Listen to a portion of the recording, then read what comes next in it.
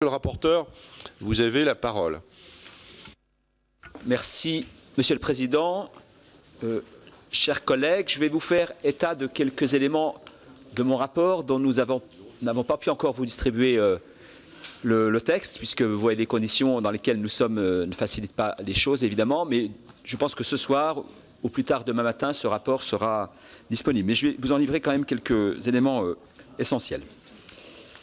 Bon, donc nous savons que nous sommes dans des circonstances tout à fait exceptionnelles et que ce projet de loi s'inscrit dans ces circonstances.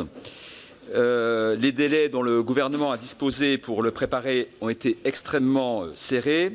Bien entendu, cela a un impact sur les conditions de son examen par le Parlement et, en ce qui nous concerne, ici et maintenant par la Commission des finances. Ces conditions imparfaites reflètent l'urgence que nous avons à adapter les mesures en faveur du pouvoir d'achat très attendues par les Français. Pardon, adopter. Ah, pardon. Oui. Il y a déjà un amendement. Je pensais qu'il y avait déjà un amendement adopté, donc. Rédactionnel. Merci, Madame la Vice-présidente, pour votre observation. Donc, il y a adopté et non pas adapté, vous avez raison, les mesures en faveur du pouvoir d'achat très attendues par les Français et que le Président de la République a proposées. Les manifestations des Gilets jaunes, puisque tout part de là, ont eu lieu ces dernières semaines et ont exprimé une colère, en partie liée à la question du pouvoir d'achat et des fins de mois. Les causes profondes de ces détresses sont anciennes et multiples, mais la politique menée depuis 1 an et demi par le gouvernement et la majorité parlementaire, selon les mots même du Président de la République, n'a sans doute pas apporté, je cite, une réponse suffisamment rapide et forte à des aspirations légitimes et identifiées de longue date. Plusieurs dispositions pour améliorer le pouvoir d'achat des Français ont ceci dit été prises depuis l'été 2017. Tout d'abord, je vous le rappelle, la baisse massive des cotisations sociales pour près de 20 milliards d'euros, la suppression de la taxe d'habitation pour 80% des redevables, et nous serons à 6,5 milliards en 2019, la revalorisation exceptionnelle du montant forfaitaire. Il y a un bruit de fond qui est difficile pour notre rapporteur. Donc si vous pouviez tenir moins de conversations privées, ou alors en tout cas à plus bas bruit. Merci, Monsieur le Président. Donc, des mesures importantes ont été prises depuis 2017.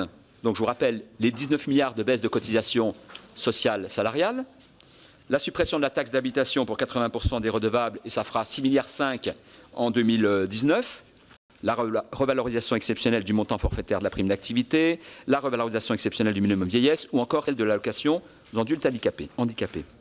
La difficulté rencontrée tient notamment à la mise en œuvre progressive, trop progressive peut-être, de ces mesures sur 2, 3, voire 4 ans, selon la mesure en cause, notamment la prime d'activité, et donc insuffisamment percutante.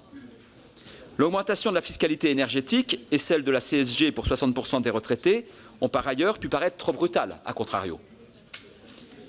Alors quel est le contenu de ce projet de loi? Les circonstances le nécessitant, le Président de la République a décrété l'état d'urgence économique et sociale. Il a présenté plusieurs mesures à l'impact massif et quasiment immédiat sur le pouvoir d'achat de millions de Français.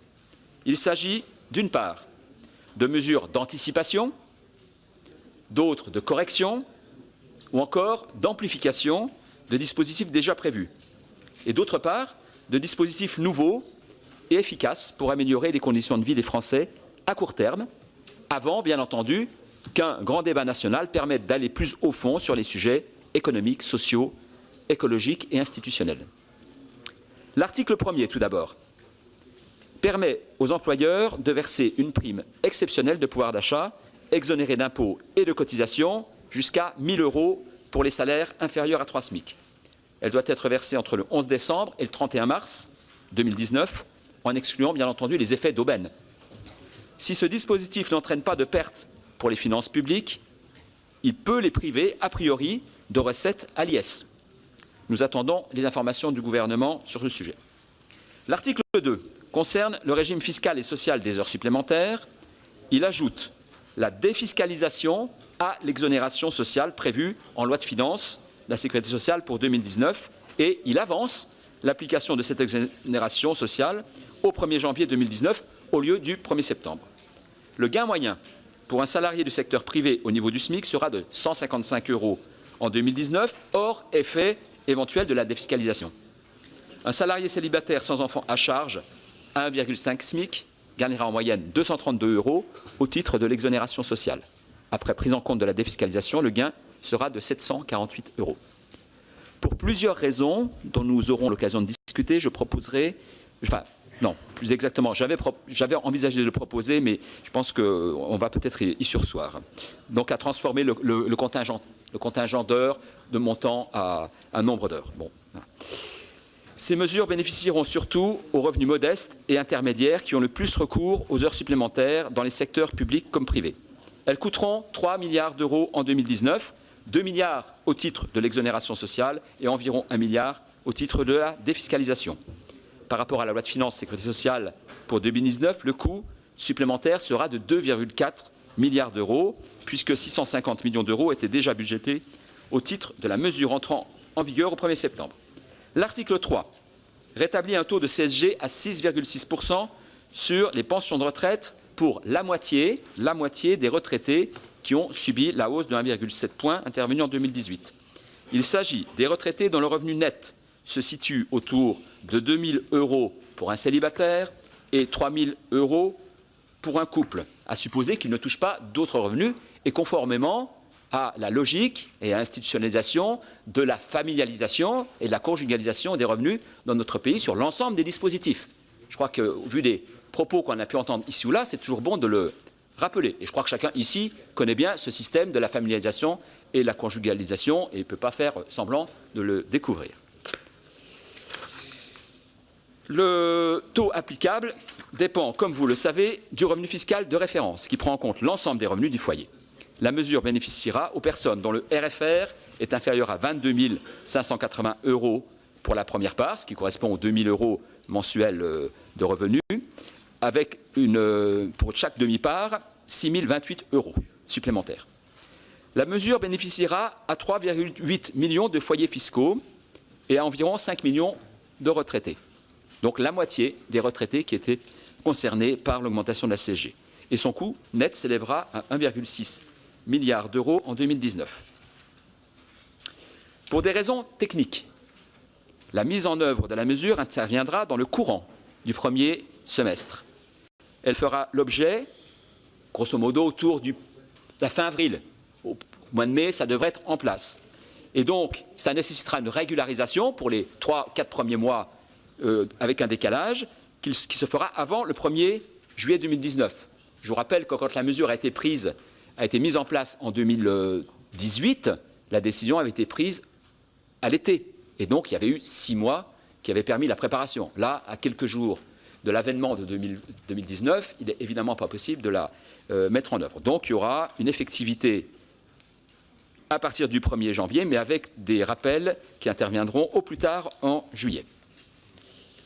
L'article 4 prévoit que le gouvernement remette un rapport au Parlement sur la revalorisation exceptionnelle de la prime d'activité, puisque le projet de loi prévoit uniquement une demande de rapport, car les paramètres de la prime d'activité sont essentiellement définis par voie réglementaire, ce qui n'empêche pas qu'on en discute, bien entendu.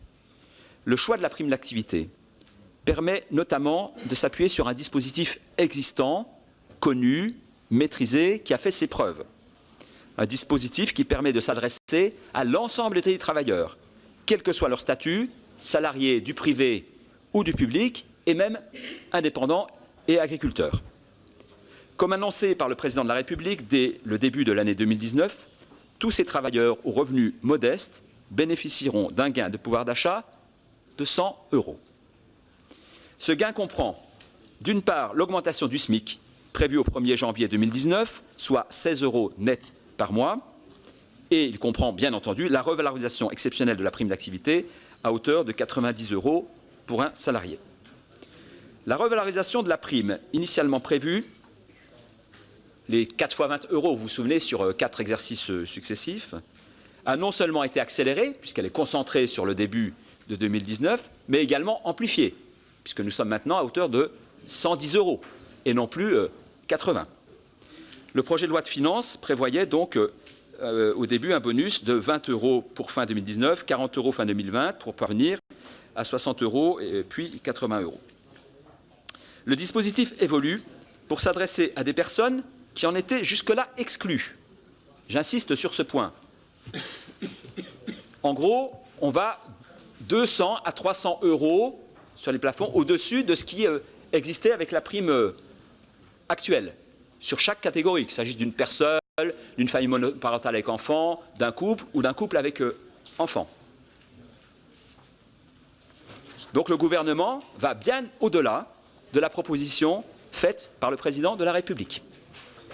Aussi, pour une personne seule, la bonification s'applique désormais jusqu'à 1,5 SMIC contre 1,3 antérieurement. Je me permets d'entrer davantage dans le détail, même si les modalités de calcul de la prime d'activité sont particulièrement complexes et que nous ne disposons pas encore du projet de décret. Oui, la prime d'activité, je le dis et je le redis, est une prestation familialisée. C'est-à-dire que dans un couple, on prend en compte les revenus du conjoint. Aussi, tous les salariés au SMIC ne bénéficient pas de la hausse exceptionnelle de 90 € s'ils ne sont pas éligibles à la prime d'activité. Il s'agit de cibler ceux qui sont vraiment dans le besoin. Si dans un couple, l'un des membres perçoit le SMIC, il est éligible à la prime d'activité si son conjoint gagne jusqu'à 1,4 SMIC, soit environ 1 700 € net, contre 1,1 SMIC aujourd'hui. Tout ça, bien entendu, est à comparer avec la situation existante. Donc on améliore la situation des couples. Enfin, on améliore toutes les situations, en réalité. La bonification, en revanche, est prévue à titre individuel. Aussi, si les deux membres du couple reçoivent chacun un SMIC, ils percevront 90 € chacun, soit 180 € pour le ménage. L'effort réalisé par le gouvernement pour soutenir les travailleurs aux revenus modestes est d'une ampleur inédite, parce qu'il faut que le travail paie. L'impact budgétaire de cette mesure est évalué à 2,8 milliards d'euros après quelques ajustements successifs en loi de finances, puis au Sénat, et encore hier soir. Le gouvernement a présenté un amendement au projet de loi de finances pour en assurer le financement. Il s'agit d'une mesure forte en faveur du pouvoir d'achat qui s'ajoute aux mesures déjà mises en œuvre. Je pense notamment à l'augmentation de 20 € du montant forfaitaire de la prime d'activité intervenue en 2018, d'où les 90 plus 20, qui fait 110. Ou la suppression des cotisations salariales, maladie et chômage pour près de 20 milliards d'euros, je l'ai indiqué précédemment. Les conséquences financières et l'impact macroéconomique de ces mesures, si l'on y ajoute les mesures sur la fiscalité énergétique et le chèque énergie, représentent un effort d'environ 11 milliards d'euros par rapport au PLF 2019. Je crois qu'il faut remonter loin pour trouver une telle proposition d'une telle ampleur. L'essentiel de la recette sera porté par le déficit. Reste 4 milliards d'euros qui seront financés à hauteur de 1 à 1,5 milliard d'euros d'efforts supplémentaires sur la dépense de l'État et 2,5 milliards d'euros de mesures en recettes. Ce financement ne fait pas partie du périmètre de ce projet de loi et nous aurons l'occasion de le discuter en longueur à d'autres occasions. S'agissant des mesures en recettes, le gouvernement entend solliciter les plus grandes entreprises et les géants du numérique. Vous le savez, il souhaite reporter le passage du taux d'impôt sur les sociétés à 31 % en 2019 pour les entreprises réalisant plus de 250 millions d'euros de chiffre d'affaires pour un impact de 1,8 milliard d'euros. Il proposera d'instaurer une taxe sur les services numériques dont le rendement s'élèverait à 500 millions d'euros. Et en PLF pour 2019, une modification du régime d'imposition des plus-values de cession intragroupe a été adoptée, fameuse niche Copé, pour un rendement de 200 millions d'euros. Ces mesures fiscales sont justes et nécessaires. Enfin, j'attire votre attention sur l'impact macroéconomique de ces mesures. Elles ciblent des ménages aux revenus modestes et intermédiaires, qui ont tendance à consommer une part importante de ces revenus. Dans sa note de conjoncture parue hier, l'INSEE prévoit une forte hausse du pouvoir d'achat des ménages grâce notamment à ces mesures, mais déjà antérieurement à ces mesures, je vous le rappelle. Il note que la consommation des ménages en 2019 augmenterait de 3 %, ce qui soutiendrait sensiblement la croissance. Voilà, mes chers collègues, ces mesures montrent que la majorité est à l'écoute des Français, qu'elle réagit vite et que ces mesures engendreront un gain massif de pouvoir d'achat pour les ménages. Je pense que nous avons tous à cœur que ces dispositions soient rapidement adoptées et surtout rapidement mises en œuvre dès le début de l'année 2019. C'est la raison pour laquelle, en tout cas pour ce qui est du groupe La République En Marche, nous avons limité au minimum, c'est-à-dire à 0, le nombre d'amendements que nous proposons au débat. Je vous remercie. Merci, monsieur le rapporteur.